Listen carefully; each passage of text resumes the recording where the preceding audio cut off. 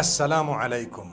Each time I write Insha'Allah in English, people comment saying you must separate these three words in Sha'a Allah, and you must not write it together because it has a bad meaning. It means create Allah, and someone said this and someone said that, and it's wrong and you cannot. Okay, let me explain. It's not like we don't know how to spell it.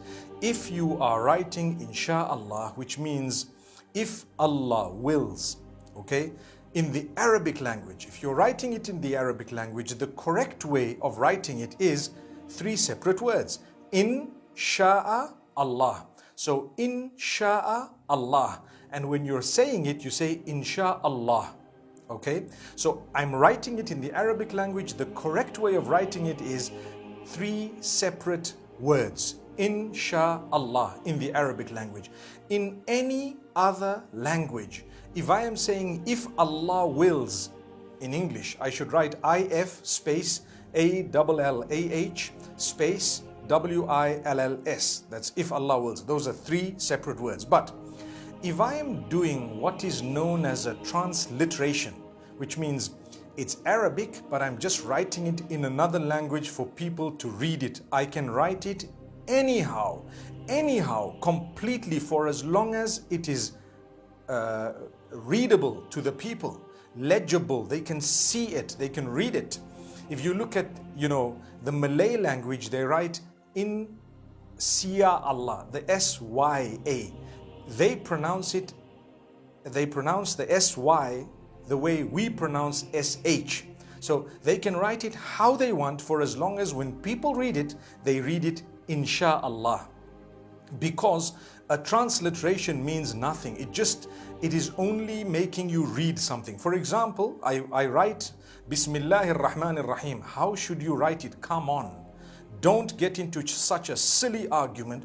You can write B-I-S-M. You don't need to write B space I-S-M space A-L-L-A-H space.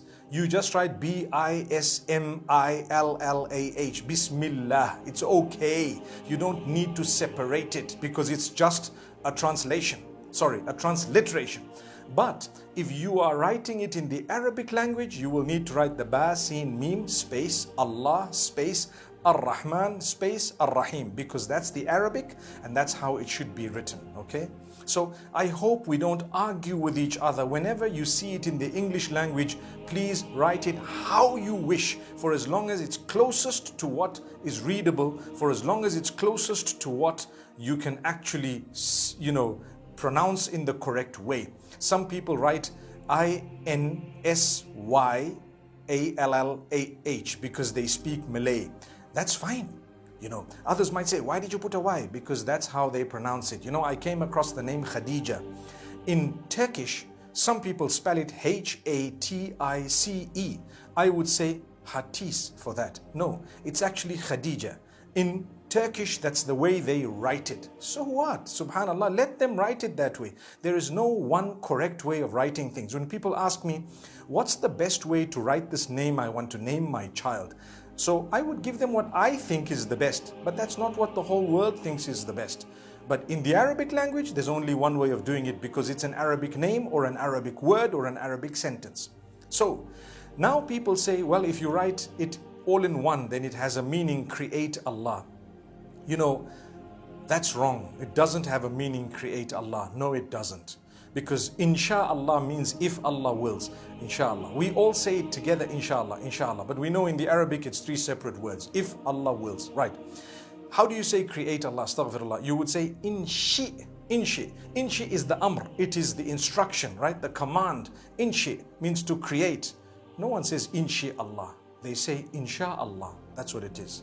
So I think we needed to correct this. But if you disagree with me, no problem. This is what I know and I will stick by it. Unless you've proven me wrong, subhanallah.